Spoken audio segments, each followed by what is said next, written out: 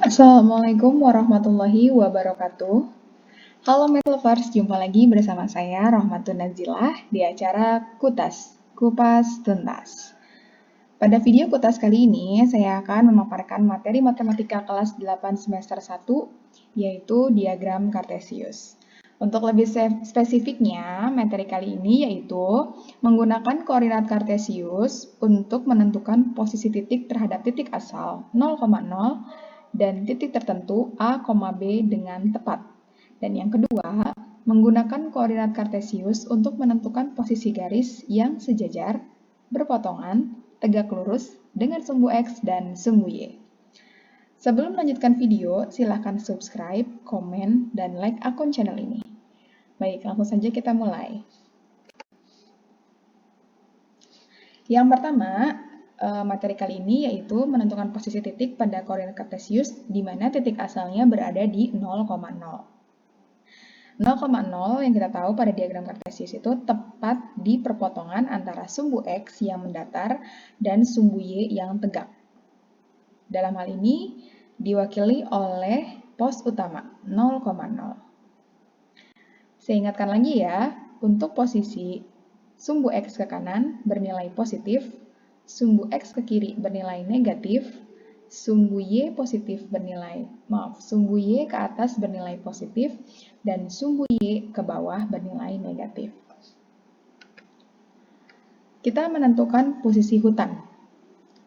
Kalau dilihat dari titik asal, posisi hutan ini berada di sebelah kiri sumbu X sebanyak 8, dan posisi sumbu Y-nya 5 ke atas, sehingga koordinat titiknya negatif 8,5.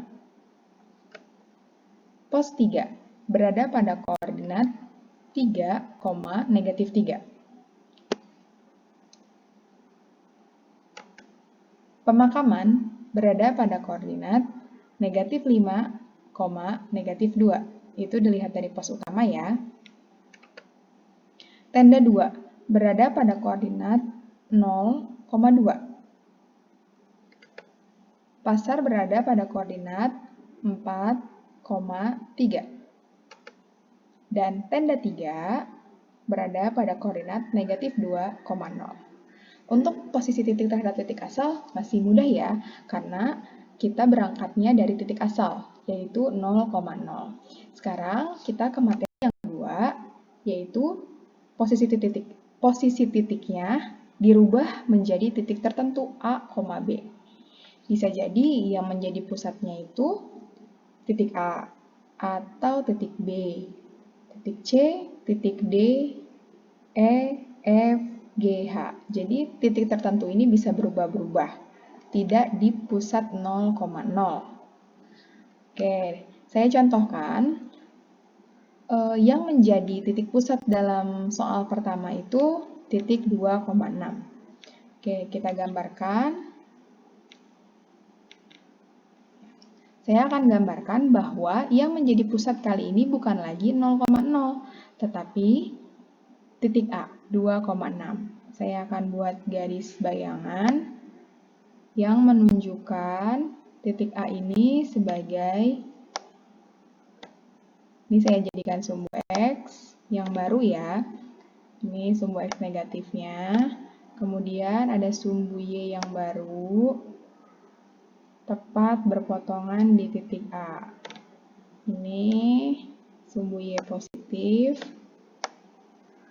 Ini sumbu Y positif. Dan ini sumbu Y negatif. Nah, sekarang kita fokus titik 0,0 pindah ke titik 2,6. Ya, berarti dalam hal ini titik-titik yang lain pun koordinatnya akan berubah. Gitu. Kita lihat satu-satu ya. Titik B. Awalnya titik B itu ada di posisi 5,5 kalau dia pusatnya di 0,0. Tetapi kalau pusatnya di A, berarti B ini jadi koordinatnya 3, negatif 1. Di sini ya, 1, 2, 3, turun ke bawah 1. Nah, seperti itu. Yang kedua, C, C, awalnya kan ada di posisi min 4,3. Tetapi karena pusatnya kita rubah, sehingga kalau mau mencari nilai, koordinat C, maka kita bergerak ke kiri 6, ke bawah 3. Sehingga koordinatnya negatif, negatif 6, negatif 3. Titik berikutnya, titik D. Titik D, kalau dilihat dari pusatnya A, maka bergerak ke kiri 7 dan tidak bergerak ke atas ke bawah. Jadi negatif 7,0. Titik E. Titik E di sini ya, berarti kalau dilihat dari A, itu bergerak ke kiri 5, ke bawah 9. Nah, jadi dua-duanya negatif. F. F itu dari A ke kiri 7, ke bawah 12. Berarti dua-duanya juga negatif. Berikutnya titik G. G kalau dilihat dari A, itu ke kanan 3, ke bawah 10. Nah, jadi 3, negatif 10. Berikutnya yang H. H itu di sini ya, berarti ke kanan 1, ke bawah 12. Sehingga koordinatnya 1, negatif 12. Seperti itu teman-teman, mudah ya. Berarti sekarang saya akan mencontohkan jika koordinat titiknya saya rubah lagi, yang menjadi pusatnya yaitu titik C.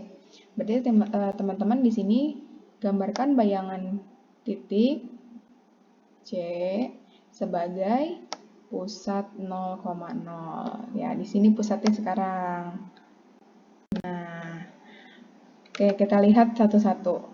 Posisi titik A bukan lagi 2,6.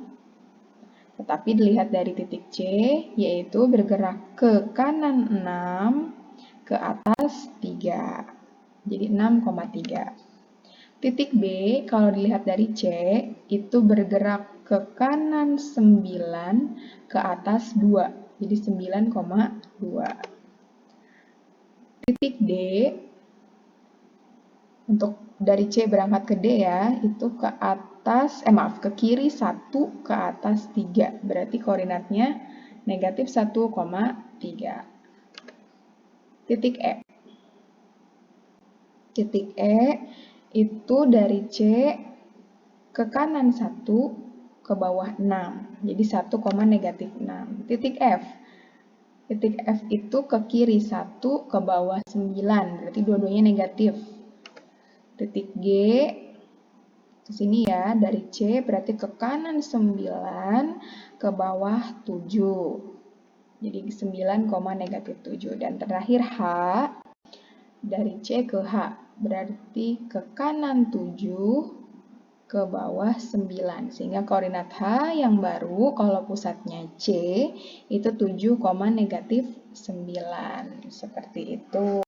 Menentukan posisi titik terhadap titik tertentu A, B. Materi yang kedua, yaitu posisi garis sejajar dengan sumbu X dan tegak lurus dengan sumbu Y. Nah, kita lihat dulu ada garis L1, L2, L3, dan L4 di sini yang berwarna biru. Itu kedudukannya sejajar dengan sumbu X. Ya, arahnya sama. Ya, sama L1, L2, L3, dan L4 ini sejajar dengan sumbu X, kedudukannya dikarenakan arahnya sama, sama-sama mendatar, ya. Oke. Sedangkan garis L1, L2, L3, dan L4 terhadap sumbu Y itu tegak lurus, ya. Tegak lurus. Kenapa? Karena antara L1, L2, L3, dan L4 membentuk sudut 90 derajat. Ini ya. Nih, perpotongannya 90 derajat. Oke, kita lihat kalau posisi garis yang sejajar dengan sumbu X, tetapi tegak lurus dengan sumbu Y, kebalikan dari yang sebelumnya. Di sini ada garis berwarna hijau M1, M2, M3, dan M4. Keempat garis ini kedudukannya sejajar dengan sumbu Y. Nah, ini sejajar dengan sumbu Y, tetapi tegak lurus dengan sumbu X. Ya, berarti kita punya dua kesimpulan, teman-teman. Dua garis dikatakan sejajar kalau dia arahnya sama, kemiringannya sama, kemudian jaraknya sama. Nah, itu semuanya sama. Dan garis sejajar itu punya ciri khas bahwa garis ini, kedua garis ini tidak akan pernah bertemu. Gitu, tidak akan pernah nempel ya. Berbeda kalau sejajar itu tadi arahnya sama, jaraknya sama. Gitu. Sedangkan kalau garis yang dikatakan tegak lurus nih, dua garis dikatakan tegak lurus itu kalau garisnya membentuk sudut 90 derajat. Oke, tadi saya sedikit menyinggung bahwa garis yang sejajar selain jaraknya sama dan arahnya sama, itu juga kemiringannya sama satu sama lain. Nah, ini kan dia seperti arahnya sudah sama, jaraknya sudah sama, dan dia punya kemiringan yang sama. Jadi semuanya serba sama. Dan satu khususan lagi untuk kedudukan dua garis sejajar itu adalah ketika diperpanjang, garis ini tidak akan pernah bertemu sampai kapanpun. Nih garis M, N kan ada tanda panahnya. Itu artinya garis ini jika diperpanjang tidak akan pernah bertemu. Jadi itu garisnya sejajar. Oke, setelah tahu apa itu kedudukan garis sejajar, apa itu garis tegak lurus, sekarang ada posisi garis yang berpotongan di diagram Cartesius. Oke, ada garis N1, ada garis N2. Nah, N1 dan N2 ini dikatakan berpotongan. Kenapa? Karena N1, N2 memiliki pertemuan di satu titik atau memiliki satu titik persekutuan. Nah, dalam hal ini di sini nih titik pertemuannya. Di koordinat 0,2 di sini nih. Oke. Itu berpotongan ya, beda. Kalau tegak lurus tadi harus 90 derajat bertemunya.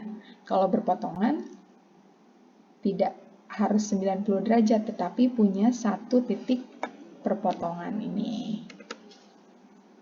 Oke, ini kita lihat ya. Garis, ini saya namai L1, ini L1 ya. Terus yang hijau mudanya saya namain L2. Terus yang biru saya namain L3. Dan yang merah saya namai L4. Nah, antara L1 dan L2, kira-kira teman-teman memiliki kesimpulan kedudukannya apa? Melihat L1 dan L2. Iya, betul, ini kedudukan garis L1 dan L2 itu saling berpotongan di titik A 3,2. Betul. Untuk L1 dengan L3. Nah, L1 dengan L3. Tepat sekali, ini namanya tegak lurus karena membentuk 90 derajat antara L1 dan L3.